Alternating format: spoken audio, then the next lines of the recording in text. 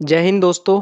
वो कहते हैं ना कि जब कोई भी मुसीबत आती है ना तो सबसे पहले जो आपके अपने होते हैं वही आपका साथ छोड़ के जाते हैं, जिसे हम पाकिस्तान के एग्जाम्पल से ना बहुत अच्छे से समझ सकते हैं। कंडीशन ऐसी है कि ना तो पानी मिल रहा है, ना आटा मिल रहा है, ना प्याज मिल रही है, ना तेल मिल रहा है। अगर कोई चीज़ मिल रही है ना तो वो मिल रहे हैं सिर्फ ताने और ऑक्सीजन। क्यों? क्योंकि ऑक्सीजन जो है वो फ्री में अवेलेबल है। अगर ऑक्सीजन के पैसे होते हैं ना तो शायद पाकिस्तान में रहने वाली जो आम जनता है ना उनको ऑक्सीजन भी नसीब नहीं होती। भले ही जनरल बाजपा जैसे जो लोग हैं उनके विदेशों में होटल्स वगैरह और उनके पास बिलियंस ऑफ डॉलर की प्रॉपर्टी क्यों ना हो, और जब आप मुसीबत में होते हो ना तभी परखा जाता है किसी भी एक सच्चे दोस्तों को। पाकिस्तान के जो दो मुस्लिम भाई हैं, सऊदी अरेबिया और यूनाइटेड अरब अमीरात, तो जो सऊदी अरब के जो फाइनेंस मिनिस्टर है मोहम्मद अल जैदान, उन्होंने सीधा सीधा बोल दिया है कि भैया जो फाइनेंशियल हेल्प और कर्ज देने की जो हमारी पॉलिसी थी ना, कि पहले हम बिना किसी शर्त के बिना किसी कंडीशन के हम कर्जा आपको दे दिया करते थे, आपको पैसा दे दिया करते थे। अब हम वो कर्ज की जो शर्त है ना अब हम उनको बदल रहे हैं। अब अगर आपको कर्जा चाहिए तो आपको कुछ शर्तों को मानना पड़ेगा। आपको अपने इकोनॉमिक सिस्टम जो है ना आपको उसको दुरुस्त करना पड़ेगा। जो आपका इंफ्रास्ट्रक्चर है, आधारभूत संरचना है, आपको उसको ठीक करनी पड़ेगी। 2020 में क्या हुआ था? 2020 में भी पाकिस्तान के साथ ऐसा ही हुआ था। जब उनका डिफॉल्टर होने की कंडीशन लग गई थी उस वक्त भी, जब उन्हें लोन दिया गया था ना, जो उनको दी गई थी, उस वक्त भी इन्हीं बहुत ही सख्त शर्तों के आधार पर जो है वो लोन दिया गया था। अगर हम बात करें तो सऊदी के जो वित्त मंत्री हैं मोहम्मद अल जैदान, उन्होंने अभी भाषण दिया है कि जितने भी सहयोगी देशों की उस तरीके से मदद नहीं कर पाएंगे जैसे वो पहले करते थे। पहले वो सीधी और बिना शर्त के आर्थिक मदद देते थे, लेकिन अब उनके खजाने में बिना शर्त के डिपॉजिट नहीं कर सकते। अब ये सुविधा जो है वो उनको नहीं होगी। अब अगर आपको पैसा चाहिए तो आपको इकोनॉमिक इंफ्रास्ट्रक्चर सुधारना पड़ेगा, तभी हम आपकी जो हेल्प है वो कर पाएंगे। और क्या क्या है, सबसे जो मेन बात है वो यह है कि मॉनिटरिंग भी करेंगे। अब अगर कोई देश आपको कर्जा दे रहा है ना तो अब वो आपके मॉनिटरिंग भी करेगा, स्पेशली जो आपका ब्रदरहुड है, मुस्लिम ब्रदरहुड जो वो कहते हैं। अब जो उन्होंने ये भी कहा है जो फाइनेंस मिनिस्टर है कि भैया अब तक सऊदी सरकार जो है वो बिना किसी शर्त के बिना किसी लटकावे के ग्रांट या लोन देती थी, लेकिन अब जो हम देंगे ना, अब तो ग्रांट मांगने वाले देशों में ना हम रिफॉर्म देखना चाहते हैं। इतना ही नहीं, अब हम मॉनिटरिंग भी करेंगे कि जो आपने पैसा लिया है ना, क्या वाकई में आप उसका यूज़ भी कर रहे हो या फिर नहीं कर रहे हो, या फिर आप उसको टेररिज्म को बढ़ावा दे रहे हो और आप अपनी इलीगल और जो प्रॉपर्टीज़ है ना आप करप्शन कर रहे हो। पहली बात तो कुछ उन्होंने शर्तें रखी है। पहली तो यह है कि अब ग्रांट जो मतलब जो मदद देते हैं ना अब वो नहीं दी जाएगी।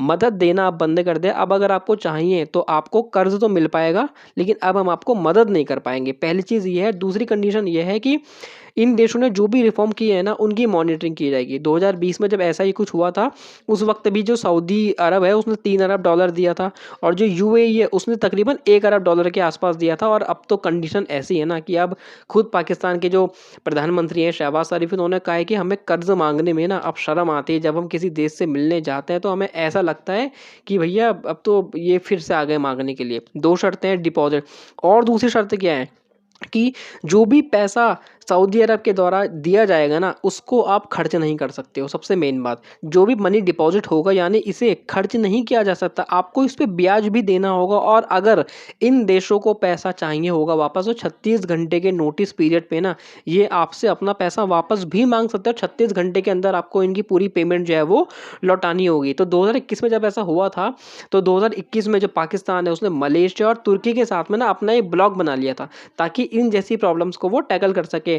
उससे जो इनके मोहम्मद बिन सलमान है सऊदी क्राउन प्रिंस, वो इतना ज़्यादा गुस्सा हुए थे, उन्होंने फ़ौरन ही जो उन्होंने लोन दिया था $1 अरब की, उन्होंने फ़ौरन ही उनसे पैसे मांग लिए कि तुम हमारे खिलाफ जा रहे हो इसलिए हमारा जो पैसा है वो हमको वापस कर दो। और ऐसी सिचुएशन आ गई थी कि पाकिस्तान को चीन से पैसा लेना पड़ा था सऊदी अरब को किस्त में देने के लिए।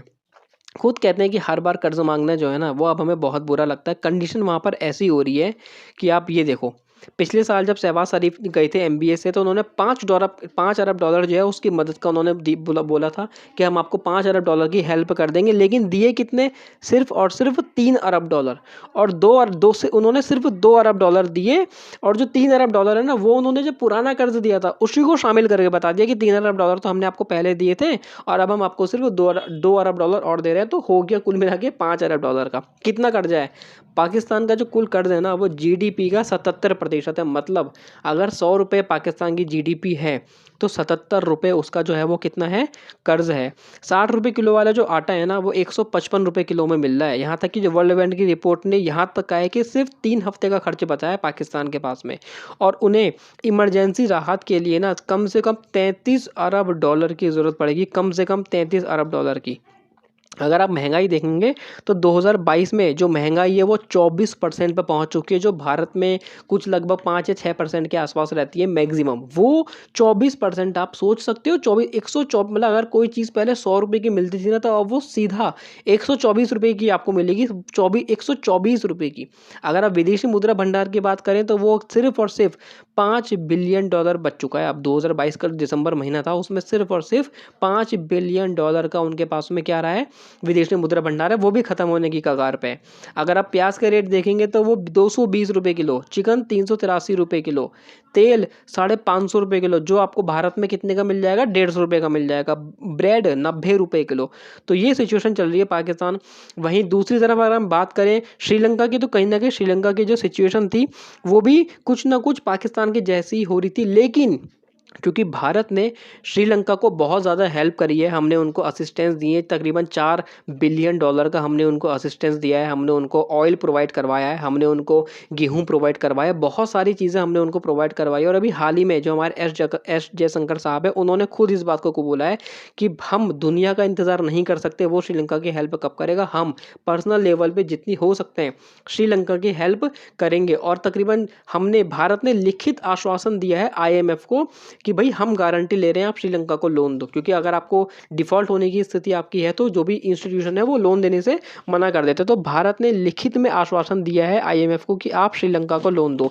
इसलिए पाकिस्तान में जो कुछ डिफेंस एनालिस्ट हैं, जो कुछ थोड़े बहुत पढ़े लिखे लोग बचे हैं, वो कहते भी हैं कि अगर पाकिस्तान को तरक्की करनी है, अगर पाकिस्तान अपने वहाँ बैलेंस चाहता है तो आपको भारत के साथ ट्रेड शुरू करना पड़ेगा, आपको भारत के साथ बेहतर रिश्ते बनाने पड़ेंगे। और भारत की पहले ये कंडीशन है कि ट्रेड, संबंध, दोस्ती और आतंकवाद, ये सब चीज़ें एक साथ नहीं चल सकती हैं।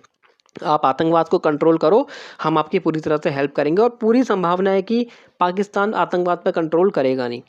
तो जैसे ही इसमें कोई और न्यूज़ इन अपडेट आती है, जो भी कुछ होता है, तो वो आपको मैं ज़रूर बताऊंगा। अगर आपको वीडियोस अच्छी लगे तो आप लाइक करें और चैनल को सब्सक्राइब करें।